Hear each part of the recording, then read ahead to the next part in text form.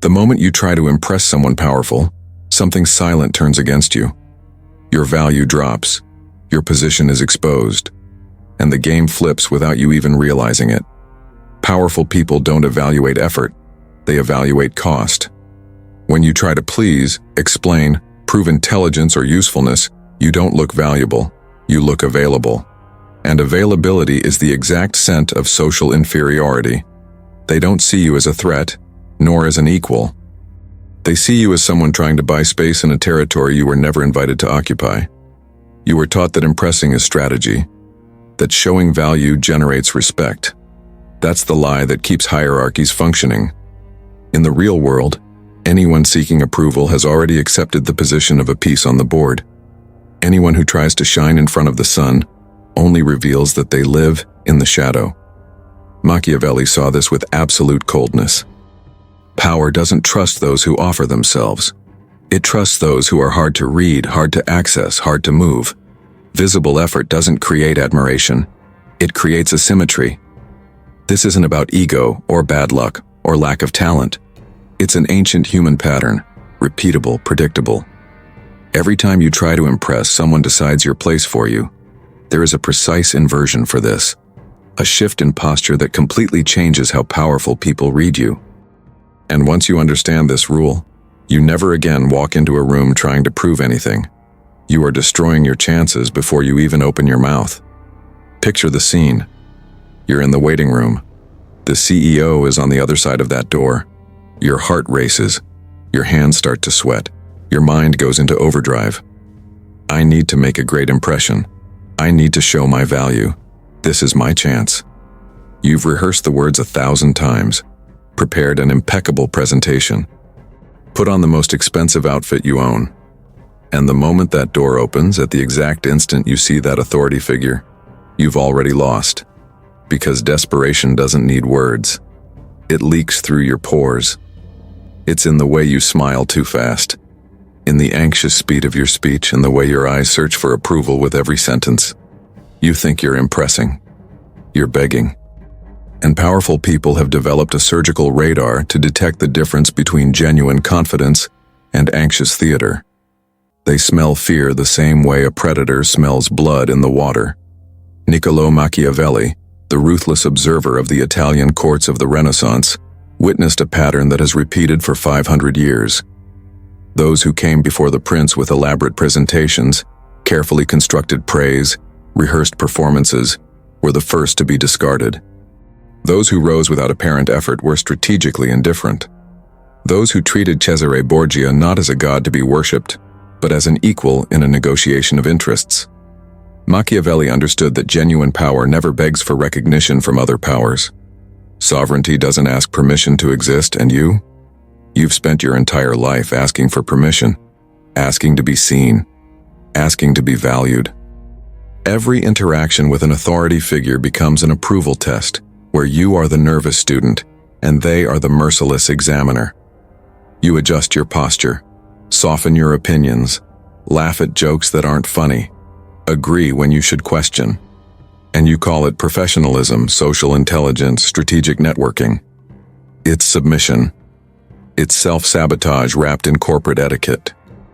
But there is a counterintuitive method, a psychological inversion so brutal and effective that it completely transforms the dynamic. When you stop trying to impress, something strange happens. They start trying to impress you. When you remove the need for validation, you create a vacuum that the powerful feel an unconscious compulsion to fill. You become an enigma, and enigmas are magnetic. Today we're going to dissect the anatomy of this fatal trap. We're going to understand why your biology betrays you in these interactions, how the attempt to impress communicates the exact opposite of what you intend. I'll show you the opaque mirror technique that flips who seeks approval from whom. How to use silence not as absence of words but as a demonstration of non-need. How to build internal psychological gravity that attracts instead of chases. But be warned, this requires killing the inner child who learned that survival depends on pleasing authority figures. The part of you that still believes your value is determined by the opinion of those with more power.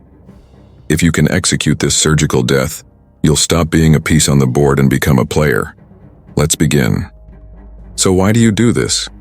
Why, when a powerful figure enters your field of vision, does your entire nervous system switch into anxious performance mode?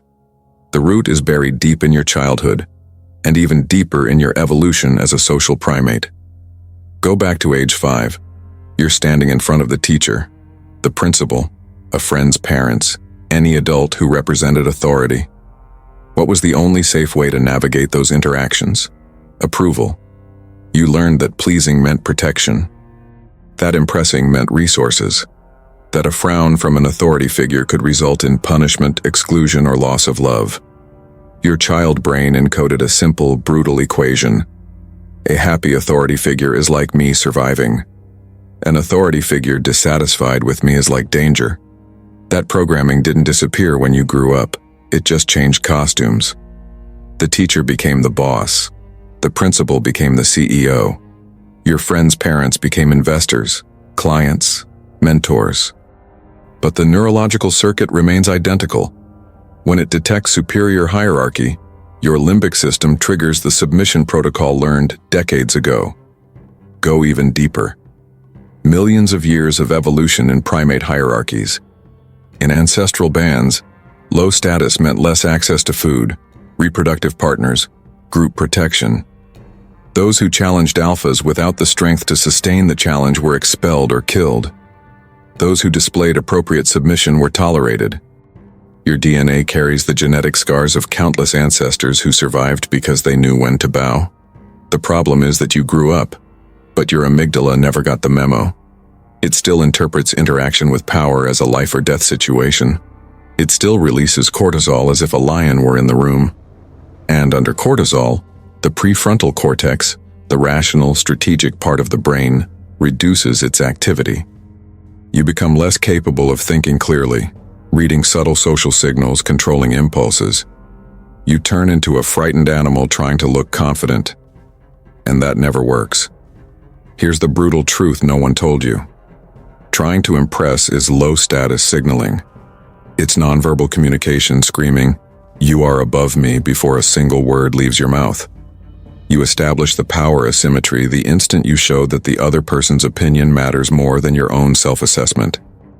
And once that asymmetry is established, it becomes impossible to reverse within the same interaction. Think of the employee who prepares a 50-slide presentation for a 15-minute meeting with the CEO. Think of the entrepreneur who memorizes impressive technical jargon for investors. Think of the artist who completely alters their creative vision to align with the taste of an influential curator. What do all these behaviors communicate? I need your approval more than you need what I offer. That's not negotiation. That's begging wrapped in PowerPoint. And powerful people know this. They've developed extremely calibrated sensors for authenticity versus theater. Why? Because they are constantly surrounded by flatterers, opportunists, and people trying to manipulate them. They've learned to distrust excessive enthusiasm, elaborate praise, immediate agreement with everything they say. They've learned that those who try too hard are probably hiding incompetence, desperation, or a hidden agenda. Machiavelli observed this in the Italian courts with surgical precision. Cesare Borgia, one of the most feared princes of his time, eliminated advisors who tried to win him over with excessive flattery. Not because he didn't like praise, every human does, but because flattery signals two lethal things: opportunism without real loyalty and weakness of character. If someone praises you when you have power, that person will likely betray you when you lose power. Borgia preferred advisors who spoke hard truths, who questioned his decisions, who demonstrated independent thinking. Why? Because only someone who doesn't desperately depend on his approval can offer honest, useful counsel. This brings us to the most counterintuitive Machiavellian principle. Strategic indifference is the most effective way to earn respect. Not demonstrating need for others' approval creates curiosity and desire in the other person. It's scarcity applied to the social context. When you're easily impressed, easily won over, easily manipulated by praise or threats, your perceived value plummets. You become a commodity.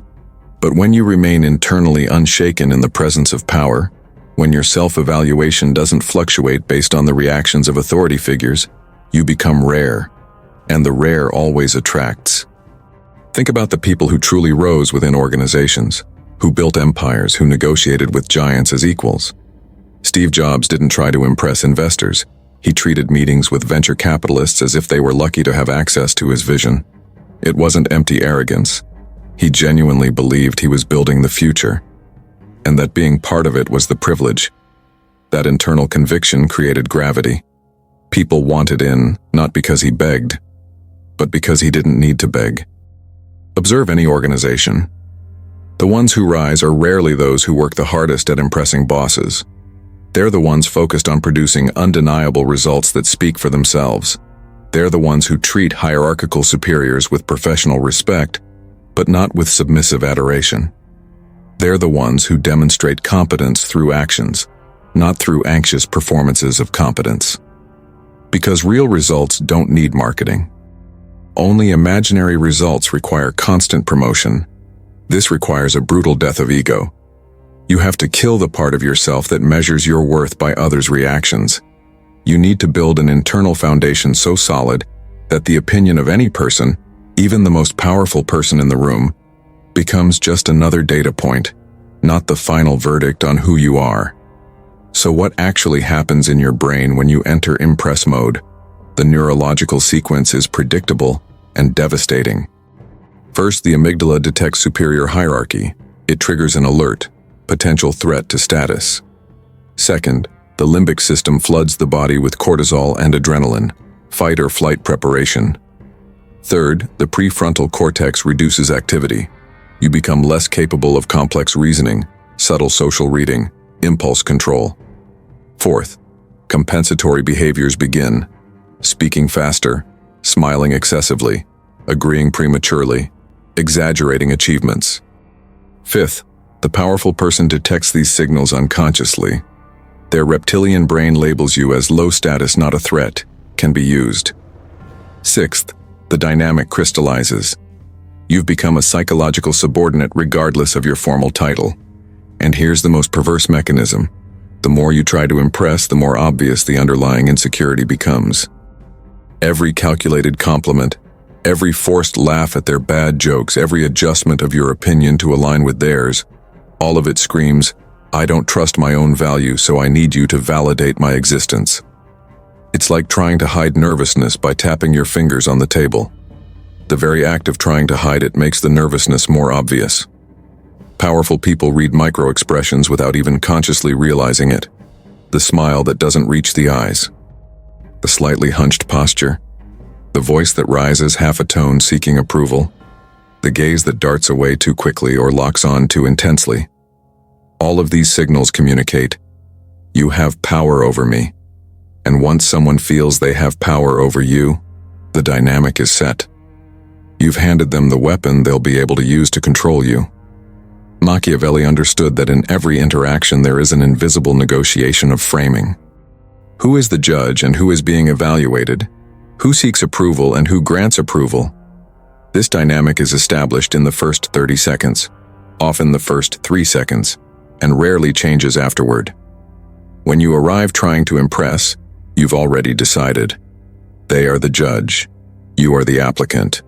You walked into their courtroom as a defendant begging for mercy. Now imagine the inversion. You enter the room with a powerful figure. Not with performative arrogance, that's just as obvious a compensation as submission, but with genuine internal calm. You greet them the way you greet any human being. You maintain eye contact without excessive intensity or submissive avoidance. Your posture is upright but not rigid. You smile if something is genuinely funny, not because you need to signal that you find them funny. And here's the key.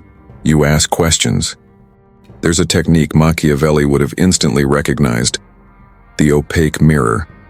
Instead of trying to shine for the powerful person, you reflect questions and silences that force the other to fill the vacuum. This unconsciously inverts the dynamic of who seeks approval. How does it work in practice? They make a statement. Instead of agreeing anxiously or disagreeing defensively, you pause for 3 seconds. You maintain eye contact. And you ask, why do you believe that? Not in a challenging way, but in a genuinely curious way. This simple question does three lethal things. First, it establishes that you're not someone who passively accepts what authority figures say. Second, it forces the powerful person to articulate their thinking, to justify their position. You've inverted who needs to convince whom. Third, you demonstrate independent thinking, which is paradoxically what powerful people value most and receive least. They mention a project, a decision, a strategy. The common response from someone trying to impress: brilliant. This is going to completely revolutionize the market. The opaque mirror response: interesting. What's the biggest risk you see in this approach? See the difference? The first response is empty validation that any flatterer can offer. The second shows that you're thinking critically, that you're engaging at the strategic level, not at the cheerleading level. And here's the psychological trick. Powerful people are constantly surrounded by agreement. Subordinates who say yes to everything, advisors who are afraid to push back. The higher someone climbs in hierarchies, the more isolated they become from the truth. Everyone filters information to avoid offending, avoid conflict, avoid risking access. So when someone appears who genuinely doesn't seem to desperately need their approval, who asks hard questions, who demonstrates independent thinking, that person becomes valuable, rare, necessary. Look at the historical example. When Machiavelli finally secured an audience with Lorenzo de' Medici to present the prince, he didn't arrive with flattery. He arrived with brutal analysis of power. He didn't say, "Your Excellency is the greatest ruler." He said, "Rulers face dilemmas between being loved or feared, and here is why being feared is safer." He treated Lorenzo as someone capable of hearing hard truths, and although Lorenzo never directly responded, the prince survived 500 years while thousands of contemporary texts of flattery disappeared. Comfortable silence is another devastating weapon. Most people are terrified of pauses in conversation, especially with authority figures. So they fill the void with words. The more you talk, the more you reveal. The more you reveal, the more material you hand over to be used against you. The more anxiously you fill silences, the more you communicate discomfort with your own presence. Practice the opposite. When asked something, pause. 3, 4, 5 seconds. Genuinely think before responding. Don't rush to answer. That comfortable silence communicates, "I'm not afraid of your judgment. I'm considering whether it's worth sharing my thoughts with you." It's a complete inversion. The powerful person begins to wonder whether you approve of them, not the other way around. Imagine the dialogue. Them. "So why should we hire you?" Attempt to impress. "Well, I have 10 years of experience and I've worked at companies like XYZ and I really believe I can add tremendous value to your organization because..." Nervous rambling. Opaque mirror. 4-second pause. Eye contact maintained. "Before I answer that, I need to understand. What's the most urgent problem you're trying to solve right now?" Do you see the inversion? You didn't jump into selling yourself. You treated the interaction as a negotiation between equals, where you also need to evaluate whether they deserve your time and skill. That's not arrogance, that's sovereignty. That's mutual respect between adults, not a parent-child dynamic. This requires immense internal control because every instinct will be screaming at you to fill the silence, to agree, to demonstrate value. You have to choke those impulses. You have to trust that your calm, non-needy presence is more impressive than any elaborate presentation. But what if you already tried to impress and failed? What if you've already established a subordinate dynamic with a powerful figure? There is a psychological counterattack available, openly recognizing the mistake and shifting into a posture of disarmed equality. It sounds counterintuitive because it is. Most people, when they realize they failed to impress, double down. They try harder. They prepare even more elaborate presentations. They increase the volume of flattery. That only makes things worse because it confirms the initial impression of desperation. The Machiavellian move is the opposite. In the next interaction, You implicitly acknowledge the previous attempt without explicitly mentioning it. You completely change your energy. You arrive with a, "Look, I'm going to be direct" attitude and present honest thinking without performance. You don't apologize. Apologizing for trying to impress only confirms that you're still seeking approval. You simply change the game. A practical example. You gave an anxious presentation to an investor. It went badly. He was clearly unimpressed. At the next meeting, instead of trying to recover with an even more elaborate presentation, you arrive and say, "I'm going to be honest. Last time I was trying to say what I thought you wanted to hear. Now I'm going to tell you what's really happening in the business, the good and the problematic." And then you present the raw reality, including the challenges. This completely disarms the previous dynamic. You demonstrated three things: self-awareness, honesty, and enough confidence to show strategic vulnerability. This isn't the whiny vulnerability of "please accept me." It's the powerful vulnerability of "I'm secure enough to show reality because I know I can handle it." Historical cases illustrate this pattern. Figures who built lasting relationships with power were rarely the most skilled at impressing. Warren Buffett doesn't impress with complex financial jargon. He speaks simply and directly, as if he were talking to a friend. He treats billionaires and ordinary people with the same level of pragmatic respect. This isn't rehearsed strategy. It's the result of a solid internal base where self-evaluation replaces the need for external validation. Elon Musk, in investment meetings, famously does not soften challenges. He lists problems before listing solutions. He treats investors as partners in a risky venture, not as saviors whose money must be won through theater. This filters those who are truly aligned with the vision from those who are just looking for quick returns. Every figure who rose to positions of true power eventually developed immunity to others' opinions. Not because they're arrogant or isolated, but because they learned that seeking external validation is a life sentence. You will never be free if your sense of worth depends on others' approval. You'll never have inner peace. You'll never make decisions based on what's right, only on what will please. You become a slave to 1,000 contradictory opinions. Building this solid internal foundation doesn't happen overnight. It requires daily work. First, rigorous self-evaluation that replaces the need for external validation.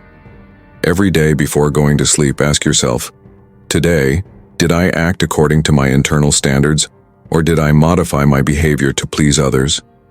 Be honest. If you betrayed yourself, acknowledge it without judgment. Plan to do it differently tomorrow. Second, develop an area of competence where you are genuinely exceptional. It doesn't have to be everything. Mastery in one specific area creates transferable confidence. When you know you deeply command something, others' opinions about you in that area become irrelevant. You know what you know. That forms the first pillar of real self-confidence. Third, practice saying no, especially to authority figures. Not the no of antagonism, the no of healthy boundaries. "Thank you for the invitation, but this doesn't align with my priorities right now." Every time you say a respectful but firm no to someone of higher status and the world doesn't collapse, your brain recalibrates. It realizes, "Oh, I can disagree with power and survive." This recalibration is critical. Fourth, deliberately expose yourself to rejection from powerful figures. Send proposals to people who will likely ignore them. Pitch companies above your current level. The goal isn't success, it's desensitization. The more times you face no from someone powerful and continue to exist, the more your nervous system learns that their approval isn't oxygen, it's just preference. Fifth, cultivate options. Always. The person with one option is a hostage. The person with 3 options is free. If you have only one possible client, one possible employer, one possible investor, you'll panic. If you systematically build multiple possibilities, each individual interaction loses its life or death power over you. You can afford to be authentic because no single closed door is the end. Sixth, practice what Machiavelli would call radical autonomy. Always have a psychological exit option prepared. Before any interaction with power, mentally visualize the worst outcome. They completely reject you. Now ask, so what? How would I live? Build a concrete plan B. When you know you can survive the worst-case scenario, you stop fearing it. And when you're not afraid, you don't project desperation. The complete system for interacting with power becomes this. You arrive with the energy of a collaborator, not a subordinate. You treat authority as expertise in a specific domain, not as judge of your total personal worth. You demonstrate competence through intelligent questions, not desperate answers. You use comfortable silence as a demonstration of non-need. And you always have a psychological exit option prepared so no single interaction feels like a matter of life or death. When you internalize this, truly internalize it, not just understand it intellectually, something changes in your presence. You enter rooms differently, you sit differently, you speak differently. Not because you're performing confidence, but because you genuinely aren't seeking validation. And powerful people feel that difference viscerally. They're drawn to you because you offer something money can't buy. Honest interaction without a hidden agenda of winning approval. But there's a critical nuance here. The goal is not arrogance or disrespect. It's not treating everyone as if they're irrelevant. It's an adult-to-adult relationship, even when there's a disparity in formal status. You continue to respect the person's experience, position, and achievements. You simply don't allow that respect for external accomplishments to turn into psychological subordination. Machiavelli observed that truly wise princes, the ones who lasted, who built legacies, were those who respected advisors who spoke uncomfortable truths. Cesare Borgia kept people around him who questioned his decisions because he knew independent critical thinking was more valuable than automatic agreement. Flatterers were useful for public propaganda, but they were never trusted with real decisions. If you want a genuine relationship with power, you need to offer what flatterers can't: honesty. And honesty can only come from someone who doesn't desperately depend on the other person's approval. If your financial, emotional, or psychological survival depends on keeping that person happy, you'll never be honest. You'll always filter, soften, distort to avoid conflict. The temptation to return to the old pattern will constantly arise. The moment a powerful figure enters the room, the impulse for anxious performance will return.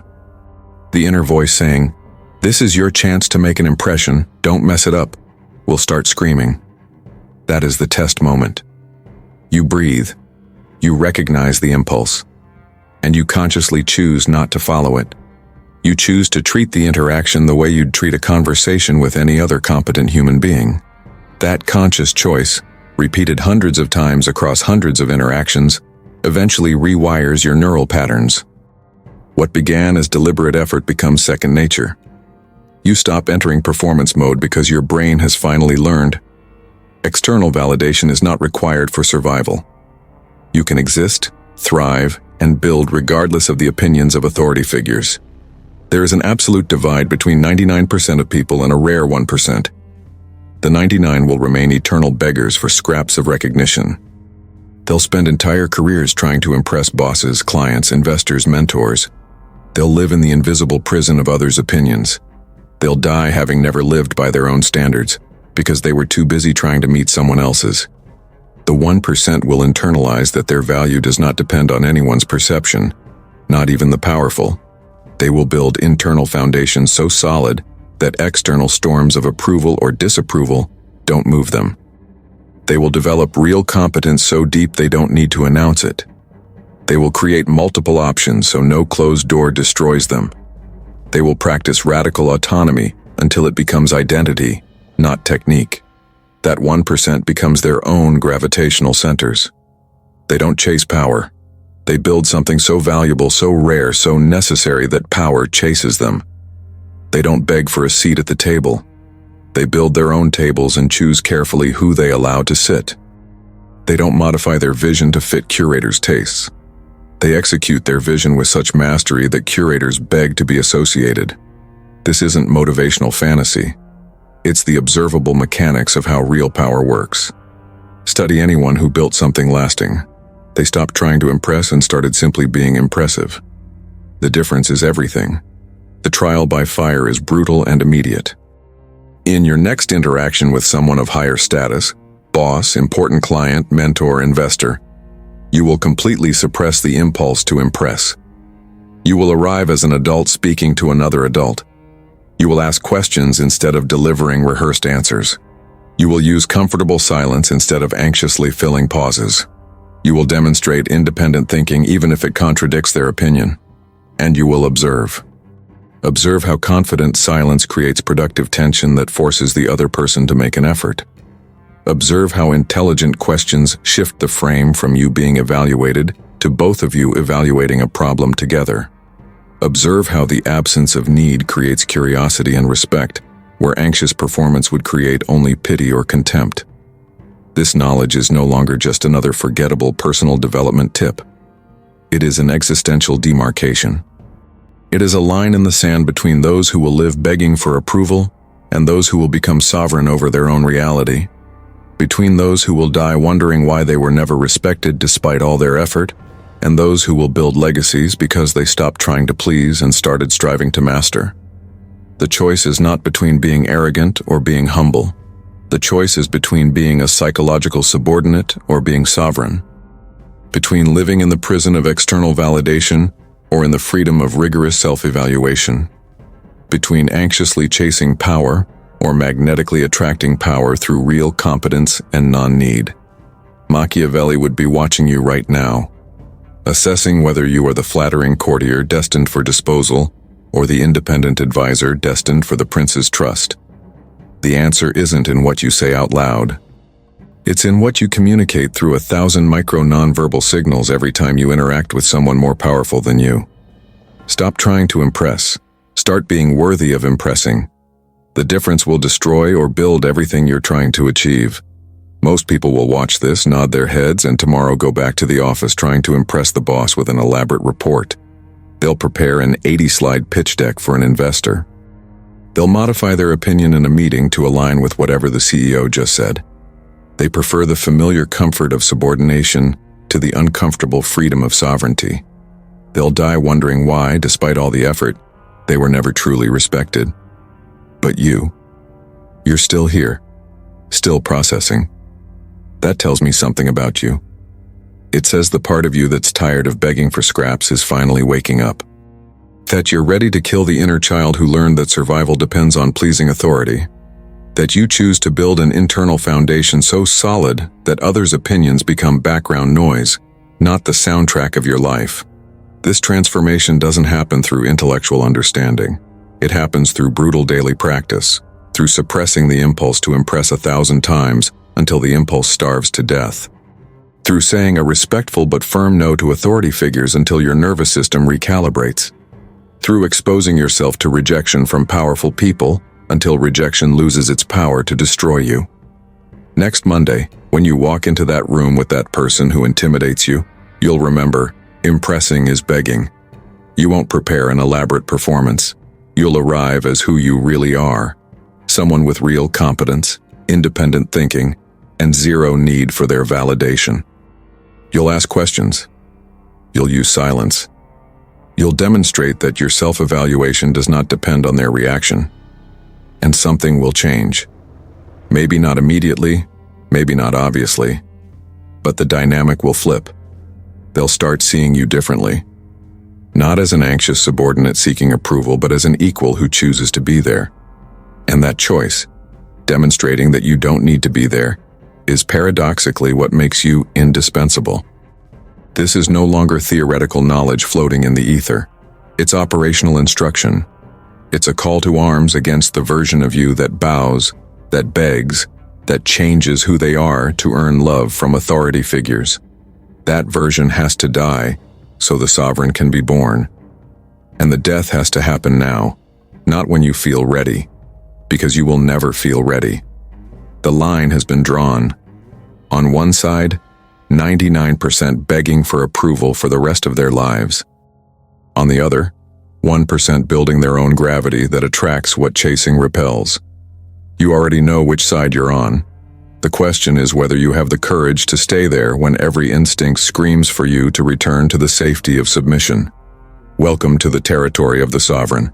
There is no return.